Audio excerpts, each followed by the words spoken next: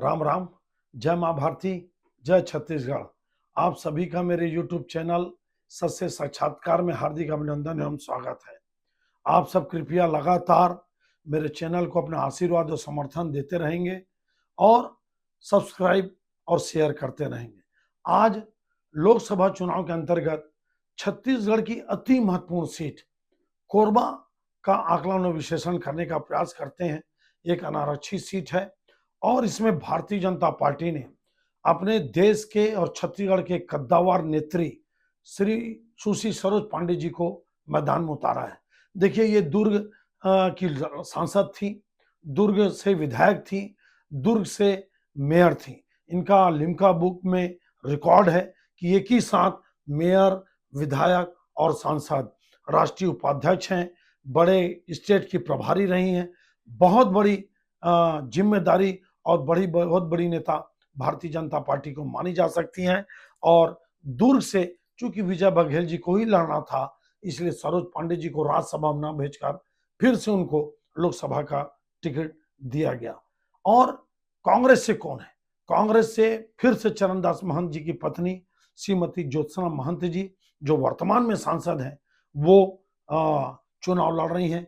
पिछले 2019 में मोदी लहर के बाद भी इन्होंने ज्योतिनंद दुबे जी को, जो कोरबा और दीपका क्षेत्र के भाजपा के वरिष्ठ नेता हैं, उनको 26,000 वोटों से हराया था।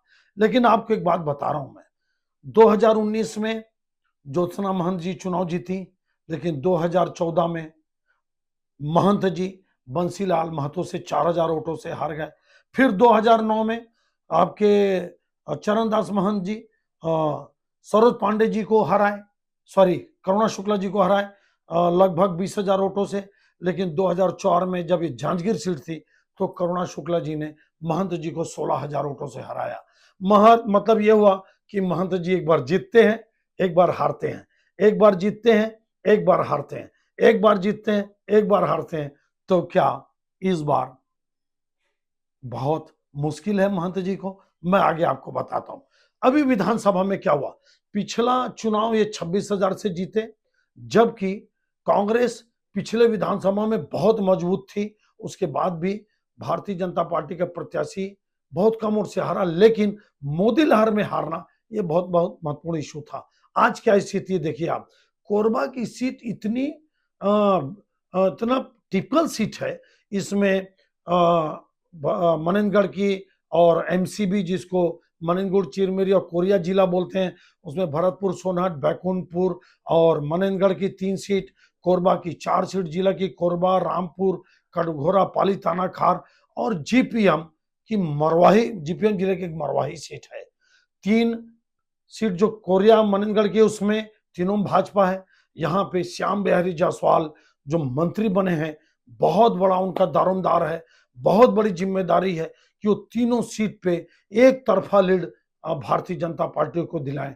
उसी तरह से कोरबा से लखनलाल देवांगन जी, जो पूर्व में विधायक थे कटघोरा से और कोरबा से मेयर रह चुके, बहुत भारी मतों से जयसिंह अग्रवाल, कद्दावर नेता, जो लगातार 3 बार से चुनाव 4 बार से चुनाव जीत रहे थे, कांग्रेस से बड़े पावरफुल मंत्री थे, उनको हराए। उनकी भी बहुत बड़ी दांव लगा हुआ है। आपको एक बात बता रहा हूं मैं, इस लोकसभा का महत्वपूर्ण फैक्टर है पाली तानाखार।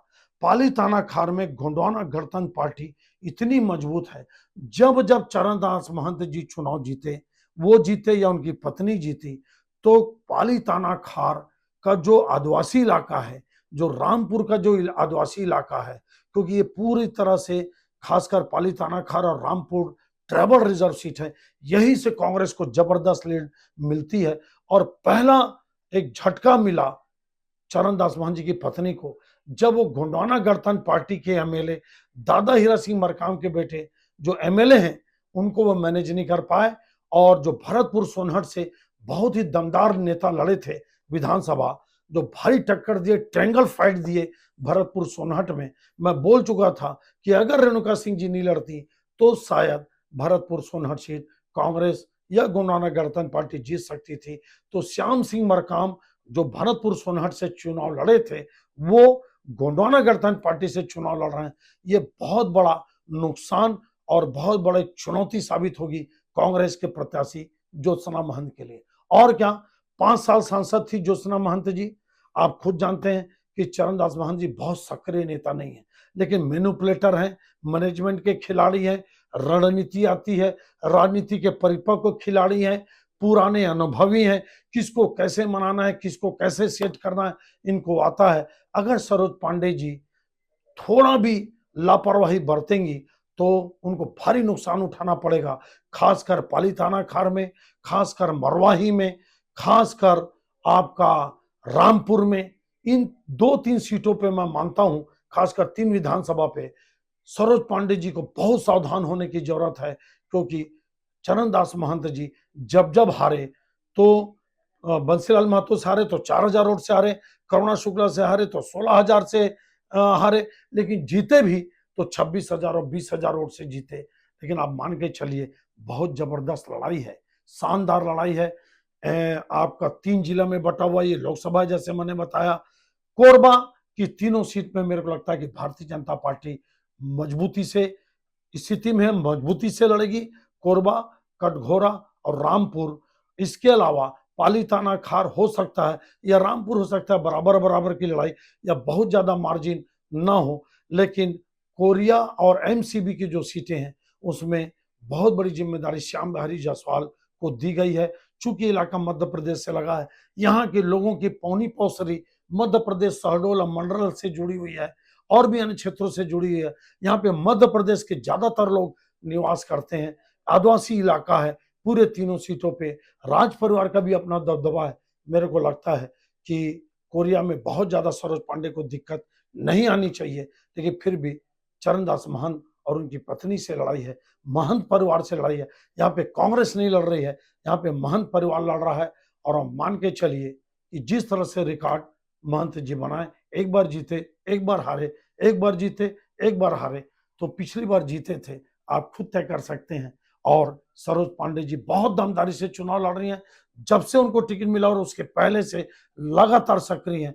और अगर चरणदास महंत जी की पत्नी को अगर हार मिलती है तो इसका सबसे बड़ा कारण होगा जयसिंह अग्रवाल की निष्क्रियता, कांग्रेस में बहुत जबरदस्त लड़ाई, सरोज पांडे का बड़ा नाम और भारतीय जनता पार्टी के नए सरकार में बहुत दमदारी से श्याम बिहारी जायसवाल और लखन लाल देवांगन दोनों ओबीसी को बहुत बड़ा मंत्री पद देना, बहुत बड़ा इनको ओहदा देना, इनको ताकत को आजमाना और गोंडवाना गणतंत्र पार्टी का चुनाव लड़ना, ये भारतीय जनता पार्टी के फायदे में जाता है।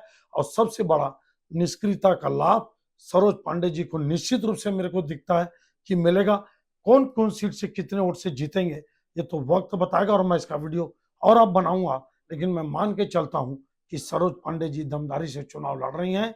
और कोरबा की सीट मेरे को नहीं लगता कि बहुत ज्यादा टक्कर की लड़ाई है। हाँ, टक्कर होगा, लड़ाई होगी, लेकिन आज की स्थिति मान के चलता हूं कि सरोज पांडे जी को ज्योत्सना महंत की निष्क्रियता का बहुत बड़ा लाभ मिल रहा है। अब अगले वीडियो का आप इंतजार करिए। आकलन, ये विश्लेषण आपको कैसा लगा आप जरूर बताइए। शेयर और सब्सक्राइब मेरे चैनल को करते रहिए। आप सबका बहुत बहुत धन्यवाद। जय हिंद।